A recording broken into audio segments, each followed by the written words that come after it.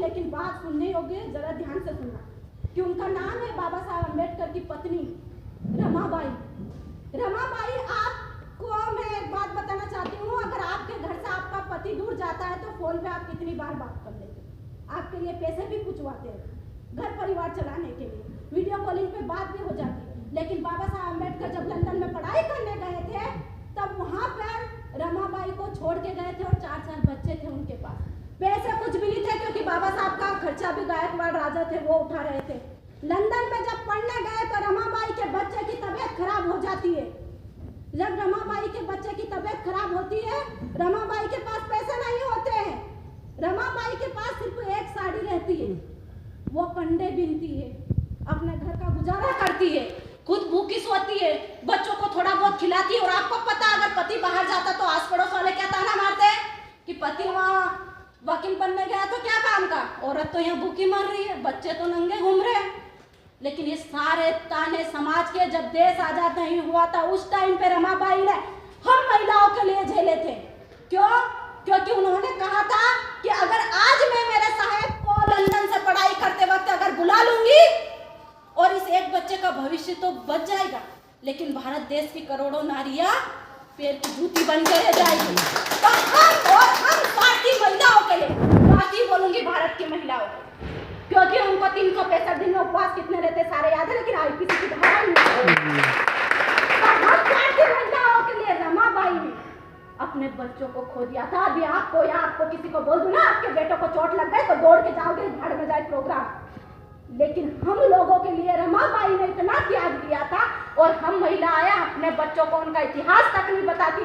वो भारत की शक्तिकरण की सबसे बड़ी देवी अगर कहा जाए माता सावित्रीबाई फुले के बाद में महिलाओं की देवी तो सच्ची देवी रमाबाई है, जिसने अपने बच्चों को, और यहाँ तक कि कफन के लिए पैसे नहीं थे तो अपनी साड़ी का पल्लू फाड़ के एक माँ ने अपने बेटे के लिए कफन बनाया है, सिर्फ और सिर्फ हम महिलाओं के।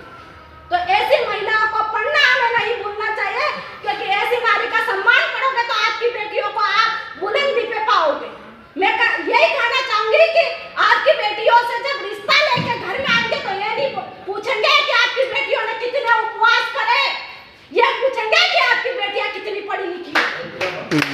तो जितना हो सके अपनी बेटी को बुलंद देवी बनाओ, माता सावित्रीबाई फुले बनाओ, रमाबाई का इतिहास पढ़ाओ, रानी लक्ष्मीबाई का इतिहास पढ़ाओ। उनको इन विदेशी संस्कृतियों के पीछे इस श्रृंगार में श्रृंगार जरूरी है, समय समय पे श्रृंगार जरूरी है।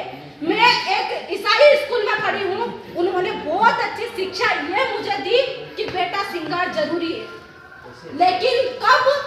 समय समय पे। इससे आपका समय बर्बाद होता है। जो 2 घंटे आप चोटी बनाने में लगाते हैं, अगर वही 2 घंटे आप आपकी पढ़ाई में लगाओगे तो 10th-12th में टॉप करोगी तो फोटो लगेगा। सौंदर्य लगाने से आपका चेहरा नहीं चमकता है, पसीने की साई से आपका चेहरा चमकता है। और यही चीज मैं आप लोगों को बताना चाहती हूँ कि जितना हो सके अपनी लड़कियों को आजाद दो, क्योंकि चिड़िया को जितना बंद कमरे में रखते हो ना उतना ऊपर उड़ना चाहती है।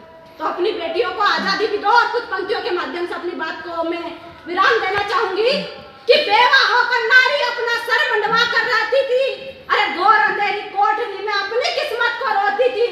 और मेरे बाबा ने दिया सभी को हक समान और दिया नारी जात को सम्मान, इसलिए तो कहते हैं कि मेरे डॉक्टर भीमराव अंबेडकर है महान, मेरे डॉक्टर भीमराव अंबेडकर। इन शब्दों के साथ एक बार मैं नारा लगाना चाहूंगी कि भारतीय नारी को आपको बोलना सब पे भारी, कि भारतीय नारी सब पे भारी। आवाज नहीं आई, महिला शक्तिकरण है, लग रहा सो रहे हो आप लोग तो। भारतीय नारी भारतीय नारी सब पे भारी, भारतीय नारी सब पे भारी। महिला शक्ति जिंदाबाद जिंदाबाद जिंदाबाद महिला शक्ति जिंदाबाद जिंदाबाद जिंदाबाद। धन्यवाद आप सभी का कि आपने इतनी गर्मी में भी मुझे ध्यानपूर्वक सुना। बहुत बहुत दिल से धन्यवाद। और आज के कार्यक्रम आयोजक करताओं को बहुत बहुत धन्यवाद कि महिला शक्ति को बढ़ाने के लिए पुरुष प्रधान समाज आगे आ रहा है, गर्व की बात है।